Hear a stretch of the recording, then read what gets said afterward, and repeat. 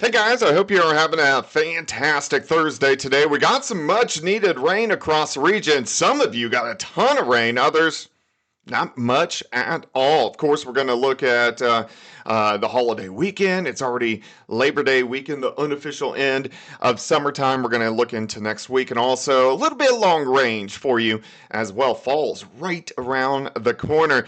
If you have roofing needs, give Superior Roofing and Construction a shout. They got to do my roof actually here in the next couple months because I got pretty good hail damage like a lot of you guys got in the spring months. All right, so who got the rain? Who got the heavy rain across the region? Look at this stripe. We were talking about this yesterday that there was going to be one narrow band that got a lot of rain. So right through here, so we're talking from about Independence, Bonita, south side of Grand Lake, there was 6, 7, 8, 9 inches of rain.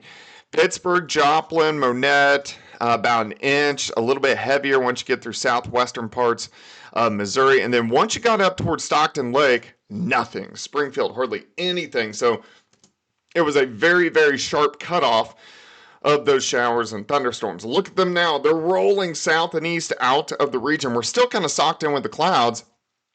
And we're going to have mostly cloudy skies as we go through the rest of the afternoon and into the evening hours as all this rain works out of here. We're still getting some rain through northwest Arkansas. Besides that, things are pretty much calming down. Let me take you through time. Clouds kind of stick around. We sit into lower 70s for the rest of the afternoon. Let's go into your Friday.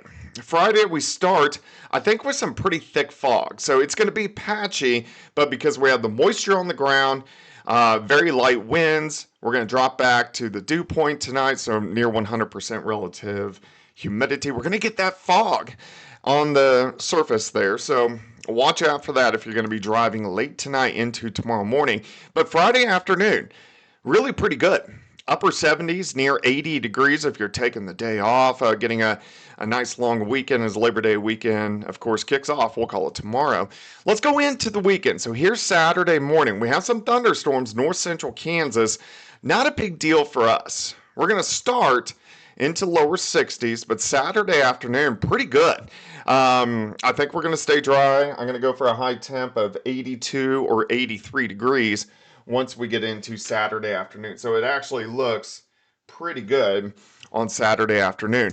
All right, so let's continue into Sunday morning. I am going to start to throw in at least a slight chance to get a few thunderstorms once we get into Sunday afternoon. So let's go ahead, look at Sunday, Monday, and I'll walk you through next week as well, and then we'll look into the month of September.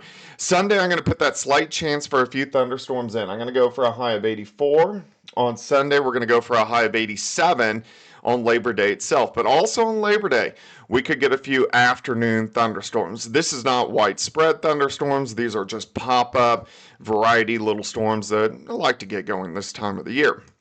All right, let's go through Tuesday. So on Tuesday, temperature is a little bit cooler. We have a front that kind of slices in.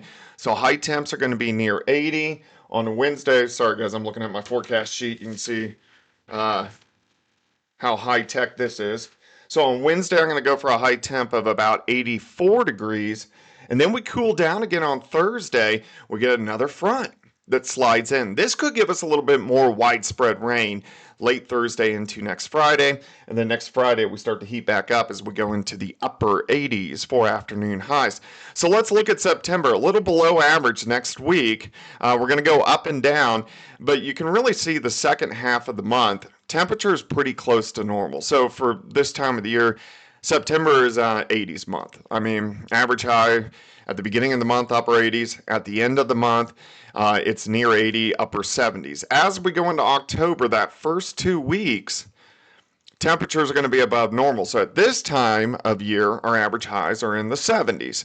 And we're going to be upper 70s to near 80 for those first couple weeks. Now, the new pattern, the LRC, the cycling weather pattern that I've been working on for almost 3 decades, this sets up in October. So we're going to see a switch in October.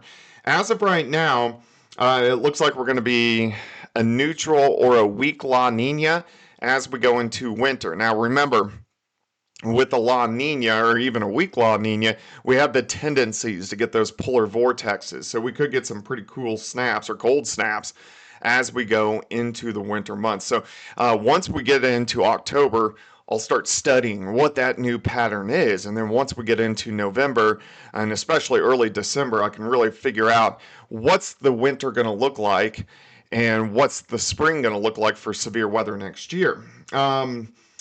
A lot of people, like I got several comments yesterday, people wanting to know if this storm system was going to return in the winter months. No, it's not. This system was actually the system that produced the blizzard in the Kansas City area back in early January. So it's this system. We're still in the old pattern, but the new one's coming, and I hope it's going to be a pretty good pattern. All right, guys, questions, comments, leave them below, and of course, we're going to chat soon.